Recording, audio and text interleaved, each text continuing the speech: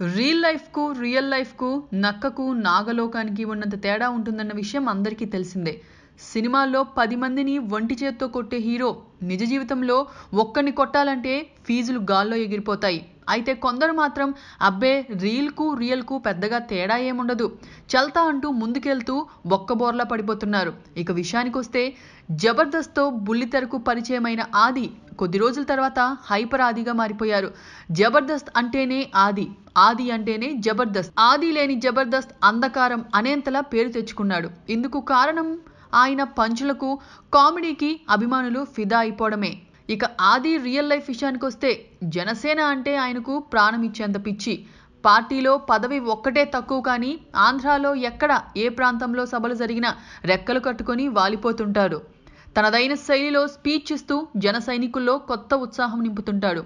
ఆది స్టేజ్ ఎక్కితే చాలు పంచులకు, మధ్య మధ్యలో కామెడీకి కొదవ లేకుండా చెప్పాల్సింది చెప్పేసి వెళ్ళిపోతుంటాడు.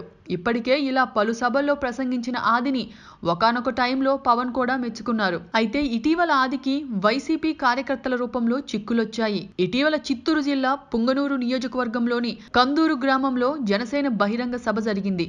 ఈ సభకు హాజరైన ఆది తనదైన శైలిలో ప్రసంగిస్తుండగా అటుగా వైసీపీ కార్యకర్తలు జై జగన్, జోహార్ వైఎస్ఆర్ అంటూ నినాదాలతో వచ్చారు. దీంతో వైసీపీ కార్యకర్తలపై జనసేన కార్యకర్తలు తిరగబడ్డారు. సభ నుంచి వెళ్లిపోవాలంటూ నినాదాలు చేశారు. ఇలా చిన్నపాటి మాటలతో మొదలైన వివాదం ఇరు వర్గాల మధ్య తోపులాటకు దారితీసింది.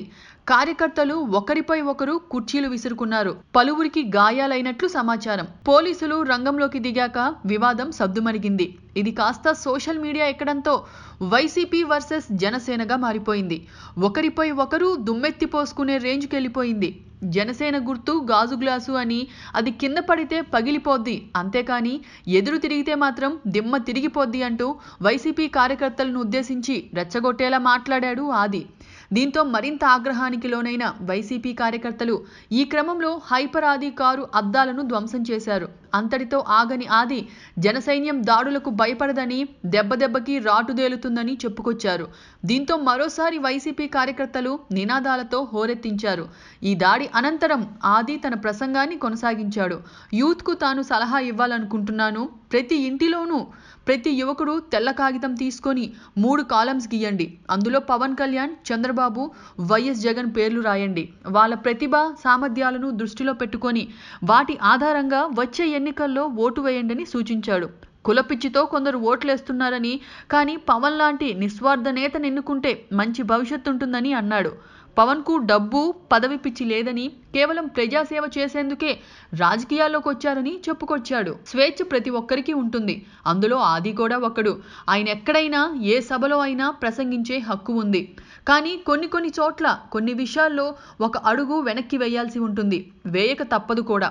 ప్రతిసారి మనదే పైచేయి అవుతోంది అని అనుకుంటూ పోతే తిప్పలు తప్పవని విశ్లేషకులు చెబుతున్నారు. అయితే ఎప్పుడు ఎలాంటి సన్నివేశాలు చోటు చేసుకుంటాయో చెప్పడం, ఊహించడం కష్టం. అసలే ఎన్నికల టైం, రాజకీయాలు వేడెక్కుతున్న సమయంలో మాటల తూటాలు పొరపాటున జారాయానికో రివర్స్ వచ్చి గుచ్చుకున్నా ఆశ్చర్యపోనక్కర్లేదు.